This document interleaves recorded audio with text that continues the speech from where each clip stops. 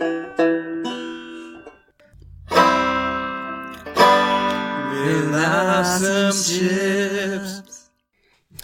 Bryce. What's up? It's been a while since we've recorded. Have you noticed? I did notice. Okay. But we're back. We're so back. We're back, and should we say we're back with a vengeance? Or we're just back, regular back? We're just what are we getting vengeance on, though? Maybe we're back with a pre-vengeance. We're getting vengeance on the silence. So something that hasn't yet offended us. That's right. Okay. We're not easily offended, are we? I don't know. I feel like I'm medium easily offended, but... maybe I need to try harder. Yeah, I know you too well to know you don't really mean offense. When I say mean things to you. Yeah. I don't say mean things to Paul. No. Ever. Almost never. No, I say something mean. Some mean things. Also, today we have a guest. We have a guest host who's, I would say, our guest host today is an expert young lad. Whoa. Yeah. What's up? Yeah. Our guest is Dallin. What's up? Dallin actually happens to be my nephew, so Nepotism. Keeping it in the Podcast. family. That's cool. That's right. That's right. Oh, hey, well, while we're on that line, thinking, Dallin is studying photography, and he sells his photos on DallinJohnson.com. Oh, right? Did yeah. I get that right? Yeah, you can hire me as a photographer if you want. What do you photograph? I mostly do wildlife. Oh. That's what I'm studying in school, biology and stuff about the environment. Hopefully someday. What? I thought you were studying photography. Yeah, I'm studying photography and that stuff. Oh. Hopefully someday I can use photography to help, protect the environment and stuff. Cool. Yeah. That's Like the goal. for Nat Geo. Yeah, that would be cool. Sweet. Dallin has some cool classes. Like, he's taking a class that's just straight up called Dinosaurs. And listen to this one, Bryce. Was it called Landscapes of Disaster? Yeah. He's taking a class called Landscapes of Disaster, which I feel like that could be the name of an episode about relationships gone wrong. Landscapes of Disaster. It's true. Or a book title. Yes, But the charred corpse of the charred landscape of a relationship. Yep. yeah, it could be. Well, so we basically, last time we wrapped up all our talk about Myers-Briggs stuff. Oh, yeah, we did. We talked about that for a long time. Long Man, time. I'm so Myers-Briggsed out. But, and have you ever taken that test, the Myers-Briggs test? No, maybe, but I totally forgot about it. Like, Yeah. I don't know. So anyways, it's interesting stuff, though. Yeah. We went over it kind of in a lot of detail. But today, we're actually talking about fathers. And so we're mostly going off of a USA Today article. This is actually this is from last year, but it's an article called Why Dads Matter in USA Today. And they took a bunch of information from a child psychiatrist and clinical professor of child psychiatry at Yale named Dr. Kyle Pruitt, talking about the importance of fathers. Dallin and I share a father figure in our life since he's my nephew. So my dad was his grandfather. So he used to go around and he used to say, "Good man, not many of us left." Did you ever say that to you? I'm pretty sure I That's heard what him your say dad that, used to say? Yeah, he used to say, Not many of us left. "Good man, Paul, not many of us left." Like, and actually, there is some truth to the fathers like not having as much of a role in. Yeah. As time has gone on, like, fathers have been kind of missing, or they become more missing in the lives of children in general. Yeah, there's a lot of declines. Yeah, my dad used to give, because like at our church, he would give talks every once in a while, and I remember fairly often he would read from some article. I've never actually been able to find it. I've gone and looked for it, but it was something. I think it was either called "Father, Where Are You?" or "Where Are the Fathers?" And this was back, like, I don't know, probably in the late 80s or 90s. It was probably like some Reader's Digest article or something. But it was basically talking about, more children being raised by single moms and the effects that was supposedly having on society. That's skyrocketed now compared to then. Yeah. Yeah. And it's unfortunate. Okay, so because dads, and it's also true that I would say in general, like entertainment and stuff, there is some truth to the fact that I feel like the importance of a father is kind of downplayed a little bit, maybe, or it's not popular to talk about. Hey, dad. Yeah, well, I mean, you're in such a weird place culturally nowadays. Like when it comes to views on gender, like it's just like, I mean, in some ways it's better. In a lot of ways it's better. Yeah, right? Like, there's more opportunities for women. Sure. It's more okay to talk about, like the whole Me Too thing. A lot of abuses have come to light, and mores in film industry are starting to change to some extent. I don't know to what extent, but but in other ways it's like topsy-turvy. Like, I think the male role in certain ways has been kind of diminished. Yeah. There was some book, I don't remember, this was like a few years back, and it was called Are Men Necessary? Right. Yeah. Well, okay. Yeah. It's kind of we're kind of getting into like more controversial territory, and honestly, we're going to do that even more like next week when we talk about get used to it, the listeners. other Cold War, about male-female dynamics. Yes, so get used to it, but this is controversial territory. I also think it's important territory. It is. Hey, truth is controversial. Well, or approximations of the truth, at least varying. That's true. Anyway. Approximations of the truth are controversial. But I think I don't want to get too controversial. Men are kind of an easy target. Let's just put it that way. Sure. In some ways, in a lot of cases, they totally deserve it. In other cases, they don't deserve it as much as they get. That's all I'm going to say about it for now. Because, by the way, I'm underslept, so I'm a little bit grumpy. I'm not as lucid, and I don't want to say anything careless that's going to get us in trouble. Least, yeah. So anyway, there's my obligatory excuse. Yeah, there you have it. Yeah. I do think in general that it's more socially acceptable to put men in the crossfire sometimes. Absolutely. It's just like that's just the way it is. But and when really there may be some good reason for that. But, we can be fair to both genders, right? To give the benefit of the doubt as much as we can to both genders. Yep. Even when we don't like or understand, Yep. certain behaviors or patterns or views or whatever. Totally. Yeah. Okay, well, some of the things this article kind of starts out talking about is that it has a little bit of a disclaimer that, look, if you're in a family that doesn't have a father figure and you can't... You're doomed! No, and you can't do anything about it, like, it doesn't mean it doesn't mean you're doomed.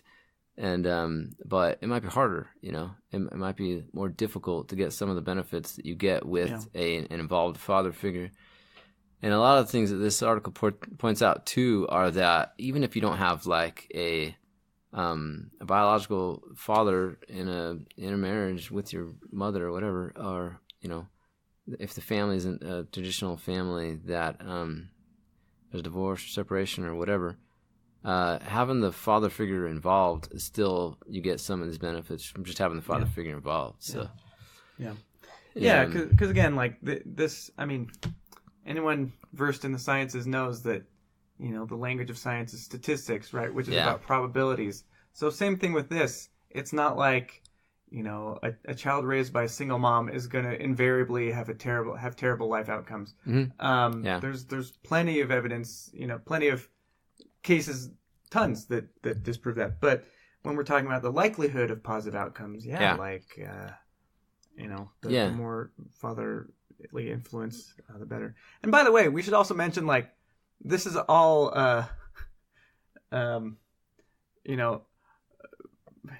we're presuming people already agree that, like, mothers are important too. I mean, we're not talking specifically about them, but obviously mothers are tremendous. I mean, first and foremost are the ones that actually give life and, can, biologically are, equipped to take care of the child in the early years, blah, blah. Sure. Anyway, so we don't mean to downplay that at all. It's just we're not talking specifically about it this time. We'll have an episode later sometime about mothers. We're not hating on them. Right, not at all. We love our mothers. Yeah, they're the best. And we love our fathers. And, okay. So... Dallin, what do you think? We haven't heard from you in a while. That's right. Oh, also, a disclaimer: none of us are fathers, but we've all had fathers. So. I love you, Mom. I love you, Dad. All right, there you go. All right. So there was a Father's Day thing that I was at, and they were passing out like candy bars to all the guys, but they gave them to us single guys too, and it was just a candy bar. And instead of the regular Hershey's wrapper, they just had this thing on there that said "You the man," and it was great. Anyways, just a random aside. Okay, so let's go over some of these stats and see what we think about them. This thing... there's not too many stats. There's not too many stats, but there's a few. General findings. Supposedly, if you have an involved father in your life, you're 3 times less likely to be a criminal before you're 18. That's good. Yeah. This kind of made me think of that whole story about like the teenage elephants in Africa that when they took away the male bulls. You ever heard this? No. Oh, I'm sure you've heard it once sometime. I focus on human-centered stories. Well, and I take, nothing wrong with interspecies. I take lessons from our animal brethren and sisters. And aliens. Yeah, no, like it was like this preserve where they had taken away all the adult male bull elephants, and the teenage males started like going all crazy, and they were like killing other animals. Supposedly they would kill rhinos every once in a while. They just like push them over and then stand on them, stuff. And they were being like kind of violent, and they were trying to figure out what to do. And then somebody had the idea, just put a few male bulls back in there. And they did that, and they immediately, like, the teenagers, like, got back in line and stopped doing all that stuff. They would try to do it again, but the male bulls would go over to him and would, like, get mad at him and so you're saying that talk trash. Elephant fathers elephant trash prevent their children from becoming criminal elephants. Yeah, pretty much. That's good. Yeah, and likewise, with humans, it's, and this article talks a little bit about, like, look, moms and dads have different discipline styles. Something about the... Again, we're talking on average. On average. These are things on average. Yeah, these are some of the assumptions. Anyway, go on. Yeah, so this here's just a little quote here. Mothers tend to use social and emotional consequences in disciplining their kids. Fathers focus on how the child fits into the real world. Warning friends or jobs are at stake if they continue bad behavior. Yeah. The difference in perspectives gives kids a broader repertoire to choose from when it comes to hashing out issues. Yeah. So it's kind of like, well, I don't know. It gives you different perspective of ways to solve problems. Like, yeah.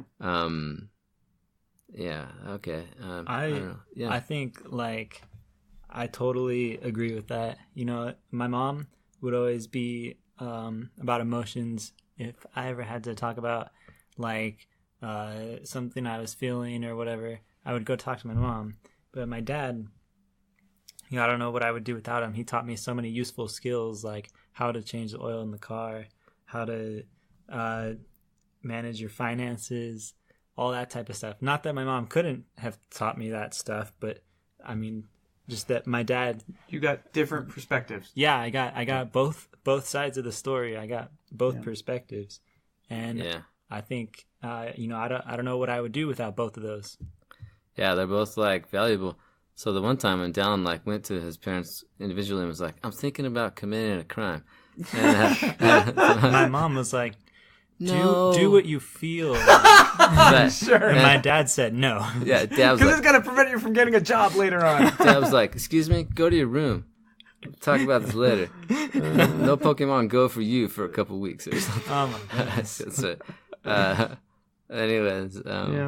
Yeah, you know, I need to think about this. I'm sure it's true in my life, too. Like, I understand that emotional thing. Like, yeah, my mom, when I did something that she didn't like, she would get very emotional about it. I mean, I don't know. That's kind of what it's talking about. Yeah. Well, they use social and emotional consequences. Yeah, I don't know. Yeah, this is tricky for me because my mom she had emotions like anyone. Yeah. In Myers-Briggs, she was probably an F. But she was an intensely practical person. So I don't know. Whereas my dad, he's more of more feelings oriented, more. But even that, I don't know. I do think. I guess I think some of this can be explained by personality, but even then, like, you're going to see some differences even between men and women. And by the way, this article started out, he pointed out that there are he says the gender differences are outweighed by the gender similarities. I think that's a good point as well. Sure. There's a lot of overlap between men and women, between fathers and mothers. And there are some differences, But, and I think the differences can be instructive, right? But again, it's not like they're so different that, there's a lot of similarities. Sure, and there's probably even just benefits from having two parents involved, sure, regardless of the gender differences. Just sure. The fact that there's kind of like a team. Yeah. As long as they're generally not always totally disagreeing about everything about child discipline. Yeah. Anyways, I remember what I was going to say. Yeah. Okay, so one thing that with my dad, and maybe he's listening, maybe he's not, I don't know, but hello, Bryce's dad. Hello. My dad is like the most disciplined, honorable to a fault kind of person. He said that if he had been an American colonist during the Revolution, he probably would have been a Tory. He would have sided with Britain because of his, it kind of stems from his just like infallible sense of duty, I think. Anyway, so that's something that not that my mom was dishonest or anything, but my dad was. That was something that I think was a really distinct aspect of his parenting style, is that he was very duty oriented, and he encouraged all of us kids to also, like, don't cut corners. Like, sure, if this principle is correct, like, you have to stick with that. Yeah. Come with me. I think it would have gotten caught up in the emotion of the times and been a rebel, but I think I would have preferred to be farther inland, farther away from the Tories, just in case we lost. So then is that the term? The Tories? Is that Tory? Is yeah, they're Tories. Okay. I mean, my dad had a very tender parenting style by the time I came around. Now I heard that with my older brothers, that my parents were a little bit more disciplined, or a little bit more lax, gave discipline. I don't know if that's true or not. Maybe it's just because I was generally a pretty good kid, but I wasn't always like. I remember one time specifically when I got in trouble at school for something, and I started a little fire. I know, in retrospect, this was like my one rebel moment in grade school, and it was really a brief moment. But my dad was really tender about it. He just like took me for a drive and just talked about the dangers of fire, and that was the end of it. Man, I didn't get grounded. I didn't get punished at all. But I never repeated anything like that again. Yeah. And in general, after that, I really hardly ever got into any kind of trouble at all. Like I just kind of knew what my parents would expect, and I was a pretty good kid. So yeah. But anyways, okay. Well, let's move on. Children with involved fathers are more likely to delay sex. You get less teenage pregnancy. That's always good. I mean, this talks about how children feel valued and therefore don't need to look for love elsewhere. So, yeah, that's a good thing. You got a comment? I don't have a lot to say about this one. It shouldn't be controversial. It depends on who you talk to, but well, I'm sure there's. I don't have a source on this, but like female teenage pregnancies, right? Like, from what I understand, there's opposed to male teenage pregnancies. I know that was. Hey, I'm underslept. All right, I was trying to figure that out as well. Well, I mean, it's so. You could argue. Anyway. Okay. All right. What? Go ahead.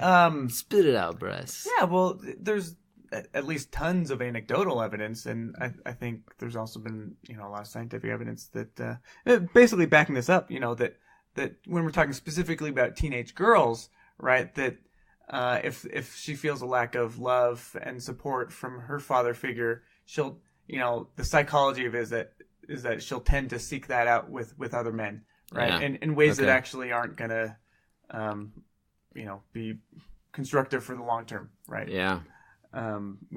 Hence the teenage pregnancy. Anyway. Sure.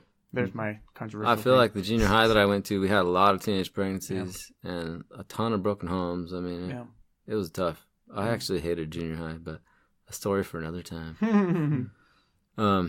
Okay. But speaking of school, kids with fathers do better in school. Actually, this says an involved father has a profound effect on the child's ability as a student. That's pretty. It's a pretty big. Adjective. This thing says there's a 2016 article says that U.S. teenagers with supportive fathers have greater optimism, self-efficacy, and better school achievement. Even for fathers with little education and limited English, you still have that effect on your kids. Daughters perform better in math, sons perform better in language. It's interesting. There's an interesting thing here that I thought it talks about even as a small child. Now, we talked about some other study or some Freakonomics article in another episode where, the more words you hear between 0 and 8 months or something, or 3 years, I can't remember, that you have this advantage. Your brain is it's always one step ahead of people who don't have that as much language as a small child.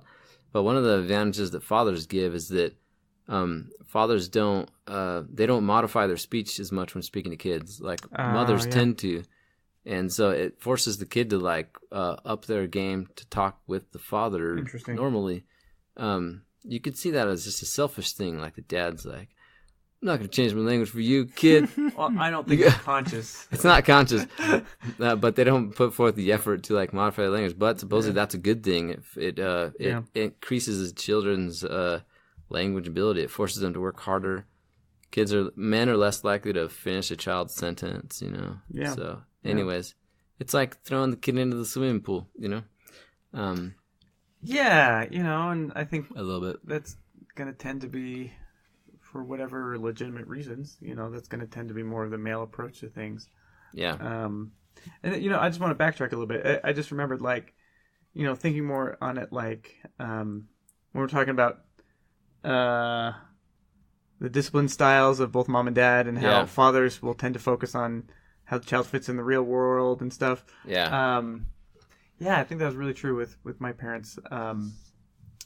I think I learned so much from both parents, and a lot of it was overlapped. But I think my dad, he was an economist while I was growing up, and he later changed his career. But anyway, I learned so much about how the world works from my dad, and I learned about history, learned about music, learned about economics, current events. Cool. My mom was interested in some of those things as well, not all of them. And I learned other things from my mom, more about taking care of other people, learning from other cultures, serving others. So I don't know. I guess I'm realizing, I learned a lot of this, my place in the world. I learned a lot of that from watching my dad and learning from my dad as well. Anyway. Did he teach you these things in cool dad songs like Bruss? And he pulled out his guitar and it's time to teach you about your place in the world. My dad's very, very musical and is it? Very talented, and he considers anything that's not classical to be jungle music. My parents listened to a lot of Elvis and Roy Orbison and stuff. Uh-huh. I think my parents were really similar. My mom was good at some things with school, and other times when I asked her something, can you help me with this homework? She'd say, no, go ask your dad. Yeah. And it was good to have both sides of this story, and to get both of those perspectives. My dad was good at some things, my mom was good at other things. Yeah. Yep. And look at Dallin, he's going to college. Oh yeah. And Bryce and I went to college. Of course, this is all anecdotal, but I think we all did pretty well in school. We had involved fathers. It's all just anecdotal, but yeah, I did really well in school. I was like I think from 4th grade was the first time I got like straight A's on my report card, and I was like, whoa, I can get straight A's. Yeah, I think that was definitely one of those for me. It was both definitely because my mom she was Chinese and very pro education, and my dad was plain pro education too. Yeah. Yeah. And my parents pushed that too. Neither of my parents went to college. Oh, really? Yeah. No. I mean, my mom took a few community college classes, but I don't think she even ever finished her associate's degree. And now my dad was in the Navy, and then just basically worked as kind of like a mechanic of sorts for like his whole life. And my mom like worked as a secretary, but she didn't have any formal education apart from high school, really, and a few college classes, but no degree. But they always like wanted us to go to college. So they like really pushed that. So. Yeah. Okay. Well, okay. Another thing is supposedly kids with involved fathers stay at their job longer. I mean, I've kind of hopped around from job to job. You and me both. So that has something to do with my easily getting bored at some jobs. Or, but the thing this thing talks about though is that you're more likely. It might increase your likelihood of leaving a job if you don't have good problem solving skills, and you can learn different problem solving skills from a mother than you can from a father, and so having both is useful. And that you're less likely to leave a job before. Oh boy, I can think of too many difficult people I've been involved with in my life who were terrible at handling conflict. And who happen to have crappy, father figures in their lives. Anecdotal again, but yeah. Yeah, it's anecdotal, but though this guy says, children with involved fathers are better problem solvers and deal better with frustration. Mm-hmm. Yeah, I don't know. I mean, like I felt my dad had kind of like a calming influence on me when I'd be frustrated about something. It was kind of like the feeling I would get after talking to him about something was like, it's going to be okay. Don't worry too much about it. You know, I don't know. Yeah. I'll say something, another controversial. Yeah. Well, I'm sorry, I'm interrupting. No, I was done. Okay. I was going to say, do you have any controversial comments? Well, yeah, I think, again, just looking back to my own family growing up, like my mom was a very tough woman. She was extremely capable, but when it came to she wasn't entirely consistent in applying rules in the family. Some of my siblings got off scot-free, I felt, and others got the brunt of things. And whereas with my dad, which came across as unfair. Now that whether it was or not is a topic for another time because they're different kids, they have different needs for parenting styles or whatever.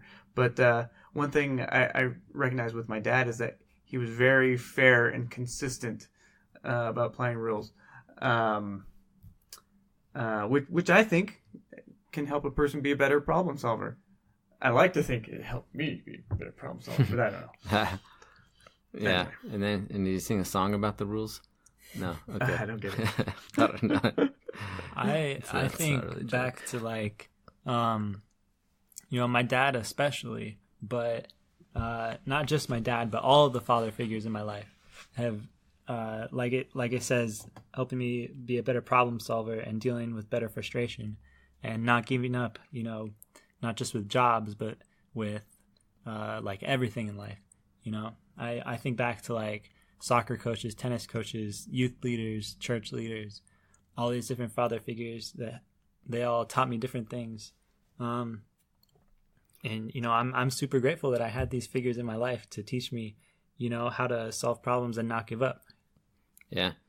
Yeah, that's another thing this thing says. It's kind of interesting. Right after the quote that you read, it talks about how men engage in like rough and tumble play with their children, and there's theory that this helps kids regulate their emotions. There's truth to that. Like a dad's more likely to like grab the kid and just like lock him in a lock and be like, try to get out now, kid. And Deal with your emotions. and that might feel very frustrating, but at the same time, it's like you just learn to deal with it, and it's like, it's okay, you know. That's how life works. You got to deal with it. Yeah, exactly. Now deal with this. I definitely dealt with some of that through older brothers too. Yeah. I had a bunch of older brothers, Yeah. and so it was like every day that was Yeah. like, Well, and again, that's kind of, again, speaking very broadly, but that's kind of the male approach to play, you know, is more physical, hands-on. I'm not sure. I mean, we didn't get enough information here. I'd like to know what mechanism that helps kids regulate their emotions. yeah. I don't know. I don't know if it Maybe it helps them set a lower. Maybe it helps them get things in perspective. Like, never mind. It's not. Well, I don't know, but that like rough and tumble play is all intermixed. You might have negative emotions when your dad's like roughhousing you, but at the same time, the playful nature of it is like you probably also feel love Sure. when it's happening. Yeah. Maybe it's more of like, okay, this negative emotion isn't necessarily all there is. Or maybe it's I don't really like, know though. That's just theory. the long-term consequences are so minimal. Like once you're out of the chokehold and you're no longer uncomfortable, you're like, okay, that wasn't that bad. And Yeah. now I know how to deal with emotions. I don't know. I don't know. I don't know either. It could be one of those, but okay. We'll have to ask University of Michigan psychology professor Brenda Voling next time we see her. Oh yeah, that's right. We'll have to ask her. Also, okay, children who grow up with both mothers and fathers are less likely to gender stereotype. One of the things this says is that if you are nurtured by both a man and a woman, a mother and a father, you don't think it's only mothers who can nurture. Okay. Yeah. I mean, you could maybe, I don't know, I guess you could say the opposite too. Like if you're disciplined by both a father and a mother, you don't think it's only fathers that can discipline. But Yeah. I mean, I guess just true. if you have two involved parents, that you get kind of both sides of it, and that you see that they both play roles. Yeah. Yeah. Go ahead. I don't know. No, that's basically what I was going to Yeah, say. I think again in my family, like both my parents were very kind and wonderful, humane people. I think of the two of them, though, my dad was probably more. I mean, they were both tenderhearted, but for whatever reason, I remember him being the more tenderhearted of the two. Okay. And I think that did affect like my view of like masculinity. In some ways, it provided some challenges. Sure. Because I was very sensitive as a kid, and for better or for worse, I've kind of put a lot of that behind me as an adult, or at least I've hidden it better. I'm still sensitive, but Yeah. Anyway, I take everything personally. but it's definitely it's made me, you know, that type particular combination made me less rigid about what I think masculinity is. And on the other hand, my mom was probably, more, I don't know, didn't fit the mold of a feminine woman as much. I don't mean that in a bad way, but just like, you know, she could be tactful, sure, but she could also be pretty assertive. Tiger Mom. Yeah, and I don't know. I'm gonna stop talking. That was good stuff, though. I mean, I think even that you're thinking through it out loud there. Sure. Well, Kind of shows, you know, you get different perspectives from your father and your mother. There's advantage to having two different people who are different personalities. Yeah. And I guess two different genders. There's some benefits. Yeah. I mean, I guess in a lot of ways, my mom was willing to like tell the truth, even if it was more direct and more blunt than people actually preferred, or that people usually would be. And in a lot of cases, you know, people came back afterwards and told her like, "Thank you for like giving it to me straight that way," you know. And Yeah. you know, I think, you know, women might be more inclined to beat around the bush for the sake of sparing hurt feelings. Anyway, there's another controversial thing Bryce has said with no data to back it up. Didn't seem that controversial to me, but I hear you. Yeah. For some people, it's not controversial at all. Yeah, that's and for true. others, it's the worst thing that could ever be said in the history of bad things said. That's right. Well, okay. Well, I hope none of the listeners think that. So, children with involved dads are more sensitive to people different than them. More empathy. I think that's kind of interesting. That's interesting. Yeah. Also, there's a point here. It says, when you have two involved parents, children see how the parents both succeed and fail, and they wind up granting forgiveness for their parents' faults. That's interesting. Okay. Well, so, yeah. Does Dallin have anything to say? Dallin, do you think you became more empathetic, or... Anyways. I don't know, I guess. Do you feel like you're sensitive to people different than you? Yeah. Okay. I mean, I would hope so. Who would say no to that? Yeah, who would say no? Dallin's going to say, I'm sensitive to people much older than me and unmarried types, like single, like Paul, don't... Like us. Don't remind them. Sorry, listeners. I think it's just the different perspectives again. My dad is a different person than my mom. Yeah. And if I only had one of those examples in my life, then I would only really know how to respond to that one type of person. Yeah. But getting a good variety helps me understand other people and know that there's other types of people with other personalities out there. Yeah. Yeah. Yeah, I think a lot of what aids the development of empathy, I mean, it's like emotional intelligence, which I could talk a long time about, but that people have developed the awareness and the emotional self-control such that they can actually like pay attention to what other people's emotional experiences. Yeah, is the reason you can talk a long time about it because you have a lot of emotional intelligence. So much. Like if I had any more, I'd probably explode. Here, people who don't have that, take some of Bryce's. Okay, now I lost my train of thought. Where was I going with that? Okay, so yeah, part of empathy is just aided by developing your emotional intelligence. But also, I think being exposed to differences, and again, even though, we know that men and women are awfully alike in most ways, I think, the differences that are inevitably going to exist, seeing how your parents negotiate those differences can be very instructive, I think, for a person in learning to appreciate, different perspectives that might clash. Totally. I think there's good balance when you have a mother and a father working together, trying to themselves reach a good balance between how they want to deal with kids and stuff. Yeah. Now, unfortunately, I think the opposite is also true. If your parents are terrible at managing conflict, and let's say they separate or divorce, or maybe they stayed married, but they never really like learned to make peace very well. Now, an asterisk, like there's always going to be conflict in any marriage. The degree and the frequency maybe might vary. And there are gonna be marriages too, and there are that it's not as there's one person who has serious problems that's affecting the marriage a lot, and that might cause an end of the marriage. Yeah, that the other person might do everything they can and not be able to hold that together. Yeah, that's true. But yeah. Anyway, I can't remember where I was going with that. Okay. Well. Right. Okay. The opposite can be true as well. That if you don't have a good model for like navigating conflict, based on your parents' relationship, then it might cause you to have a real deficiency in empathy as well.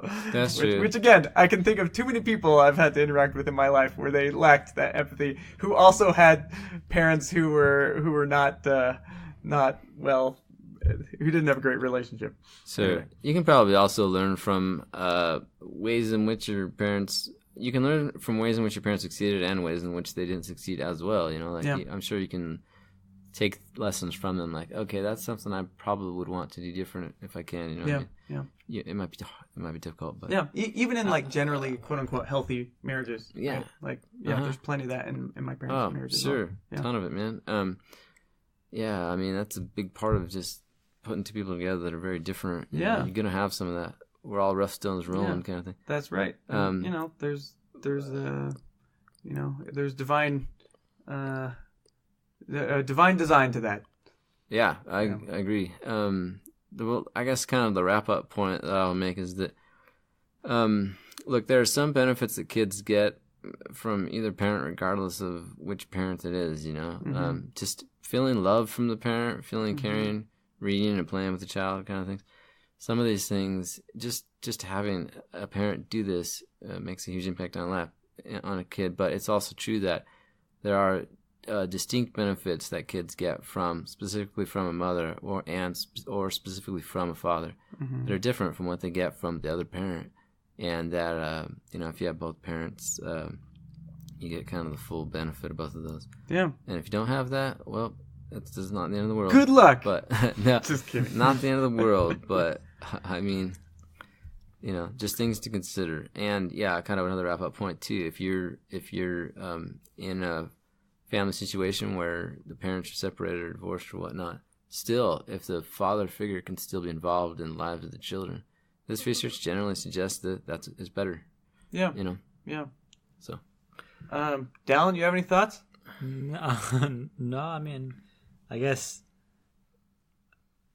I guess like being exposed to all this stuff when you're young, like.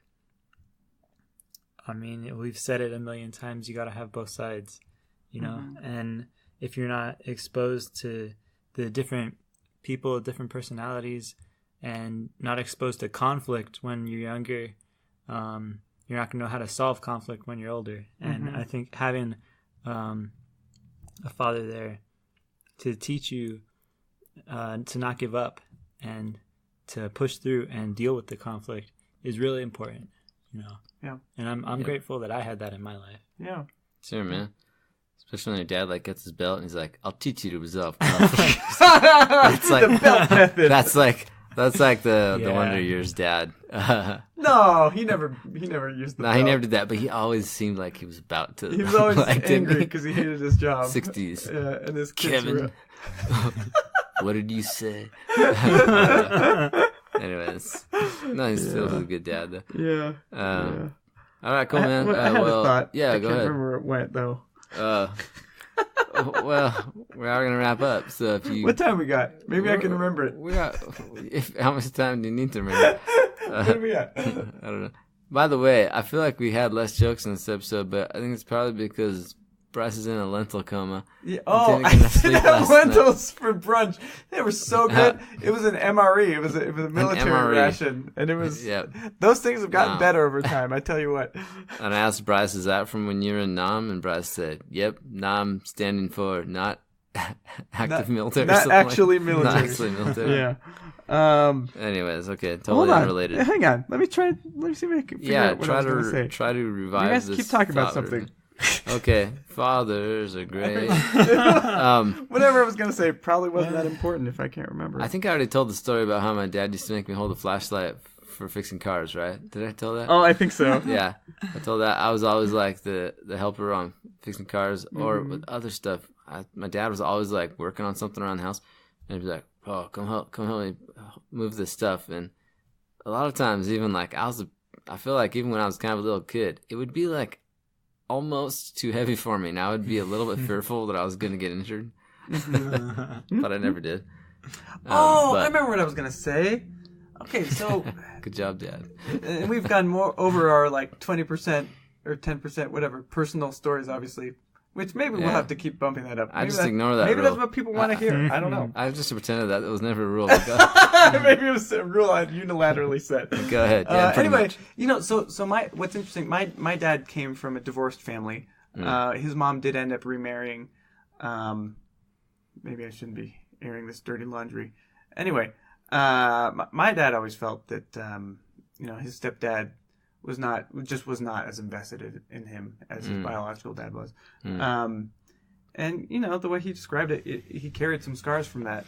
My dad did, and he didn't really understand that until, or what really brought that home to him. There's this book called The Unexpected Legacy of Divorce, which involved longitudinal study about different outcomes for children from divorced families, versus non-divorced.